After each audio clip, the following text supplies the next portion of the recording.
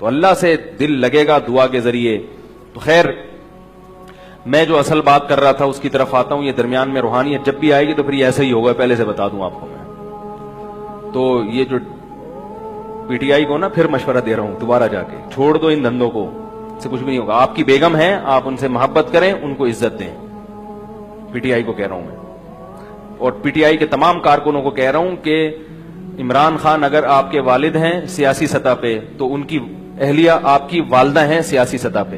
تو اپنی والدہ محترمہ کو کہیں کہ امی جان آپ گھر میں بیٹھیں, دعا کریں کہ ہمارے جو روحانی جو سیاسی والد ہیں وہ وزیر اعظم بن جائیں, بس ہمیں آپ کی دعاؤں کی بہت شدید ضرورت. یہ ڈرامے نہ کریں, اس سے ہمارے ابا بھی پٹیں گے, یعنی سیاسی سطح پہ, ٹھیک ہے نا. اور پی ٹی آئی بھی کیا ہو رہی ہے, بدنام ہو رہی ہے. لوگ کہہ رہے ہیں کیا ہو گیا, اچھا بھلا پڑھا لکھا آدمی تھا, کبھی وہاں جا رہا ہے, کبھی کہہ رہے ہیں میں چوم رہا ہوں. میں سب چوم کیوں رہے ہو, زمین کو چومنے کی چیز ہے. لوگ پاؤں رکھ کے جا رہے ہیں وہاں پہ, کہہ رہے ہیں جی بزرگوں کا احترام. اتنا تو ابا کا احترام نہیں کیا ہوگا کبھی. شریعت میں سب سے زیادہ احترام کس کا ہے, باپ کا. بزرگ بھی بعد میں ہے. کوئی بزرگ آپ سے کہتے ہیں نا کہ یہ کام کرو, ابا کہہ رہے ہیں کہ نہیں کرو, تو شریعت کیا کہتی ہے, ابا کی مانو پہلے. بزرگ آپ کو نماز میں پکاریں, شریعت نماز توڑنے کی اجازت نہیں دیتی. ابا نماز میں پکاریں تو شریعت کیا کہتی ہے, نماز توڑ کے پکار کا جواب دو. تو ہم پی ٹی آئی سے کہتے ہیں بھائی عمران خان, آپ نے کبھی اپنے ابا کے سامنے جھک کے ایسے ان کے زمین پہ چوما ہے؟ ظاہر ہے یہ اتنا ابا کا احترام نہیں ہے, تو اتنا بزرگوں کا کہاں سے ہو گیا؟ تو جو بھی لاجک بیان کی جائے جو غلط چیز ہے. اور یہ مجھے پتا ہے کہ عمران خان شاید اتنا بے وقوف نہ ہو, میرے خیال میں. کون بنا رہا ہے روحانی اصلاحی تعلق جو قائم کیا ہے نا, تو اچھے لوگ کیا بن جاتے ہیں. اکبر الہ آبادی نے بڑی پیاری بات کہی ہے, اکبر دبے نہ تھے کبھی برٹش کی فوج سے. برطانیہ کی فوج کے سامنے اکبر الہ آبادی کہتے ہیں میں ڈٹا رہا. برٹش کی فوج, اکبر دبے نہ تھے کبھی برٹش کی فوج سے, لیکن شہید ہو گئے بیگم کی نوک سے. بیگم کی نوک جھونک سے جام شہادت نوش کر لیا. فرعون کتنا بڑا ظالم, بنی اسرائیل کے کسی بچے کو زندہ نہیں چھوڑتا تھا, لیکن جب صندوق میں حضرت موسیٰ علیہ السلام کو دیکھا, ارادہ کیا کہ قتل کر دوں گا. پوری قوم بھی جمع ہو کے کہتی نا فرعون سے کہ قتل نہ کر. فرعون کہتا ہے نا نا نا نا نا, میں میری قوم کا نہیں ہے, پتہ نہیں کہاں سے آیا ہے, تو کہیں بنی اسرائیل کا نہ ہو. بیوی نے کہا لا تقتلوہ, اے فرعون اس کو قتل مت کر. فرعون نے کہا اچھا ٹھیک ہے. فرعون نے کیا کہا, چلو ٹھیک ہے. کیا خیال ہے؟ اور بالآخر وہ بچہ بڑا ہوا اور فرعون کی حکومت کا خاتمہ کر دیا. وہ تو نیک بیوی تھی نا, تو مانی اس کی بات. فرعون کا تو ہوا بیڑا غرق, لیکن قوم کا بہرحال فائدہ ہو گیا. تو اب کیا ہوگا؟ عمران خان جو ہے اپنی بیگم کی باتوں میں آ رہا ہے. اب مجھے عمران خان کا بیڑا غرق ہو سکتا ہے, اس سے قوم کا فائدہ ہوگا یا نقصان, یہ مجھے نہیں پتا. یعنی پی ٹی آئی کے بیڑا غرق ہونے سے قوم فائدے میں جائے گی نقصان میں جائے گی, اس پہ میں نہ تبصرہ کروں گا نہ کوئی کمنٹس دوں گا, لیکن پی ٹی آئی کا بیڑا غرق ہو سکتا ہے اس سے.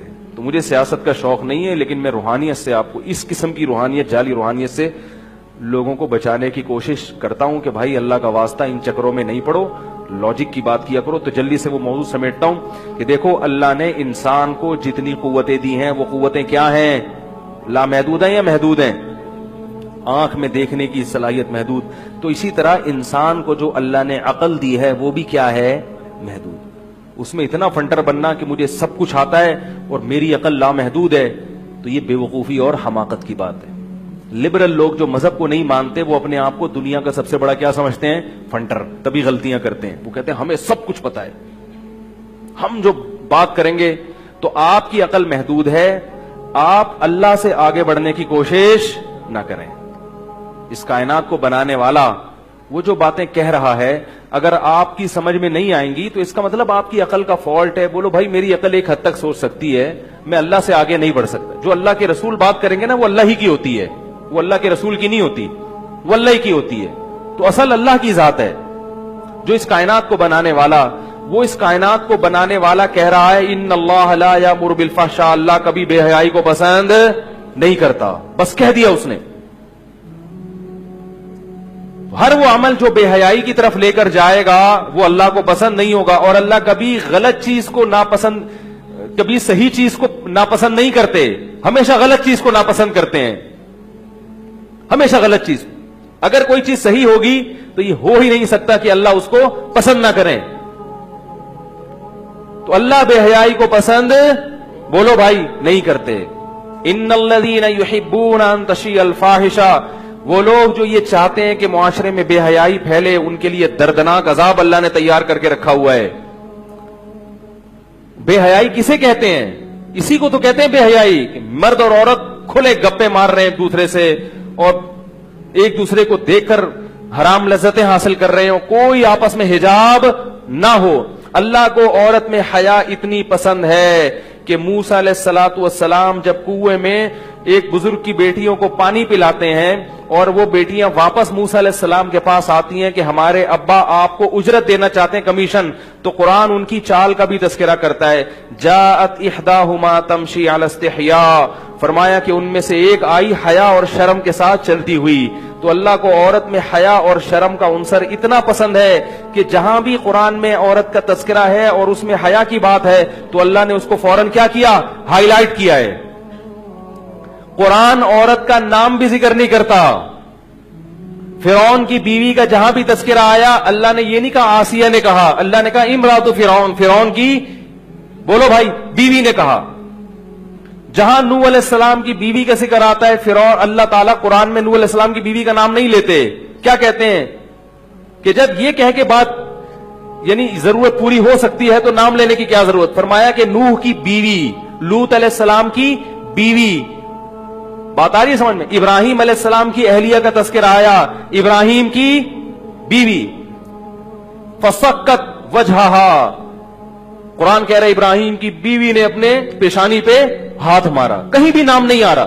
حضرت مریم کا نام ہے. اس کی ایک حکمت ہے کہ حضرت مریم کے بارے میں قرآن کلیئر کرنا چاہتا ہے کہ حضرت مریم والدہ تھی عیسیٰ کی, عیسیٰ کی والدہ ان کے علاوہ کوئی بھی نہیں, اور عیسیٰ کے باپ نہیں تھے, لہذا نسب کہاں سے چلے گا؟ مریم سے. عیسیٰ ابن مریم قرآن بار بار کہہ رہا ہے, کیونکہ اگر عیسیٰ کے ساتھ ابن مریم نہ لگا ہو تو یہ اشتباہ ہو سکتا ہے کہ پھر ان کے کوئی والد ہوں گے جن کی طرف نسبت ہونی چاہیے. تو جہاں کلیریفیکیشن کی ضرورت پڑے گی وہاں عورت کا نام لیا جائے گا, جہاں ضرورت نہیں پڑے گی جائز ہے, مگر بہتر کیا ہے کہ اس کو چھپا دیا جائے. تو اتنی حیا کی تعلیم جو قرآن دے رہا ہو وہ کو ایجوکیشن سسٹم کو برداشت کرے گا. نکاح میں بھی عورت کا نام لیا جاتا ہے تاکہ واضح ہو جائے کہ کس کا نکاح کس کے ساتھ ہو رہا ہے.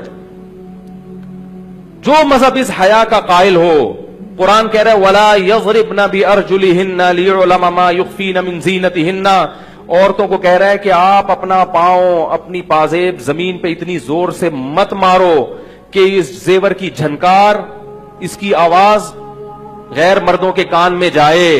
اور آپ کہہ رہے ہو جس مولوی کو اپنی بیوی پہ اعتماد نہیں ہے وہ کو ایجوکیشن کے خلاف بولے گا. یہ کمنٹس آ رہے ہیں ہمارے خلاف, نہیں آ رہی بات. آپ کو اعتماد ہے, آپ اپنی بیگموں کو کو ایجوکیشن سسٹم میں پڑھائیں, لیکن پھر مجھے فون نہ کریں کہ بیگم بھاگ گئی ہے. ہاں ایسا ہو رہا ہے. اگر میں جو کیسز میرے پاس آتے ہیں ان کی ریکارڈنگ کرنا شروع کر دوں, میں نہیں کہہ رہا سب خراب ہوتے ہیں, جو کہ بار بار بتا رہا ہوں, یہ نہیں کہ آپ کی بیوی لازمی بھاگے گی. میں نے بتایا تھا نا کہ اگر کسی اسکول میں آپ چرس تقسیم کرنا شروع کر دیں تو سب نہیں پیئیں گے, بہت سے بچیں گے, لیکن اس میں آپ یہ دلیل دیں کہ جس کو اپنے بچے پر اعتماد نہیں ہے وہ ایسے اسکول میں داخل نہ کرائے جہاں چرس تقسیم نہیں ہوتی, جہاں چرس تقسیم ہوتی ہے. یہ دلیل صحیح ہوگی؟ بھائی میں اپنے بچے کی جتنی مرضی تربیت کروں, مگر میں یہ کہہ کے چرسیوں کے اسکول میں داخل کرا دوں کہ مجھے اپنے سپوت پہ اعتماد ہے, مجھے پتا ہے وہ چرسیوں کے ساتھ بیٹھ کے چرس نہیں پیے گا, میں اپنے بچے کو اپنے ہاتھوں سے ہلاکت میں کیوں پھینکوں؟ بھائی تربیت میں یہ بات داخل ہے کہ بچے کا اٹھنا بیٹھنا دیکھا جا رہا ہے. آپ کتنی اچھی تربیت کریں پھر بھی آپ بچوں کو ہیروئنچیوں میں بیٹھنے نہیں دو گے. روحانی علاج کا میں خلاف نہیں ہوں, لیکن روحانی علاج جو قرآن و سنت سے ثابت ہے, سورہ فاتحہ پڑھو, سورہ اخلاص پڑھو, دم کر دو. خود نہیں کر سکتے مسجد کے کسی مولوی صاحب سے دم کرا لو. اور بعض بزرگوں کی کرامتیں ہوتی ہیں, میں مانتا ہوں. حضرت مفتی موسیٰ روحانی بازی رحمہ اللہ تعالی لاہور کے بہت بڑے بزرگ تھے, جس کو بھی تعویذ دیتے تھے نا فوراً ٹھیک ہو جاتا تھا. تو وہ یہ معاذ اللہ وہ ایسے ان لوگوں کی فہرست میں نہیں تھے. تو یہ کرامت ہوتی ہے. بعض دفعہ اللہ اپنے کسی نیک بندے سے اتنا خوش ہوتا ہے, حدیث میں آتا ہے کہ اللہ کے بعض نیک بندے ایسے ہیں کہ وہ لو اقسم علی اللہ لابرہ, وہ اللہ پہ قسم اٹھا لیں تو اللہ اس قسم کو پورا کر دیتے ہیں.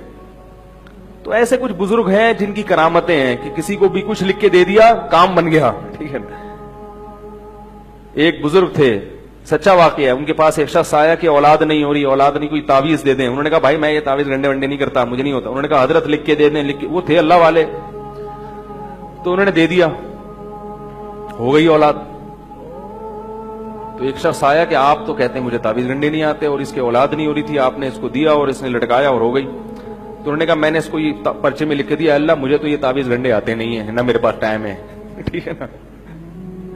تو اپنی رحمت سے اس کو اولاد دے دے, بیچارہ کب سے مانگ رہے ہیں. تو یہ ہوتا ہے. اور دعا کا اثر جو ہے ان پرچیوں سے زیادہ ہوتا ہے. لیکن عوام وہ تعویذوں پہ عقیدت زیادہ ہے. جیسے وہ آئے تھے نا, ان بزرگ سے اگر دعا کروا لیتا کہ حضرت گڑ گڑا کے دعا کرے تو بھی کام ہو جاتا. لیکن لوگوں کے دماغ میں یہ ہے کہ اللہ کو پرچی پہ جب تک لکھ کے نہیں دو گے بات سمجھ میں معاذ اللہ نہیں آئے گی. یہ ایک تصور ہے لوگوں. بھائی اللہ سے ڈائریکٹ کہہ دو, اللہ زکریا علیہ السلام کی اولاد نہیں ہو رہی تھی نا, کہیں بھی نہیں ملتا کہ پرچی لکھ کے لٹکا دی ہو. ساری زندگی اللہ سے دعا مانگتے رہے. سورہ مریم میں ہے کہ پھر اللہ نے ان کی دعا کو ذکر رحمت ربک عبدہ زکریا, سورت شروع ہی ایسے ہوئی ہے, تیرے رب کی وہ رحمت جو اس کے بندے زکریا پر ہوئی. اس سورت میں اس کا تذکرہ ہے. اذ نادى ربہ نداء خفیا, اس وقت کو یاد کرو جو اپنے رب کو انہوں نے چپکے سے پکارا. دعاؤں میں اللہ نے برکت رکھی ہے. لوگ دعاؤں سے کیا ہو رہے ہیں, غافل. دعاؤں سے کام ہوتا ہے تو انسان کہتے ہیں اللہ کے علاوہ کوئی نہیں بنانے والا. پرچیوں سے کام ہوتا ہے تو سارا کس کے کھاتے میں ڈال دیتے ہیں, یہ اس نے پرچہ ایسا دیا جس سے حساب کتاب کیا ہو گیا, سیٹ ہو گیا.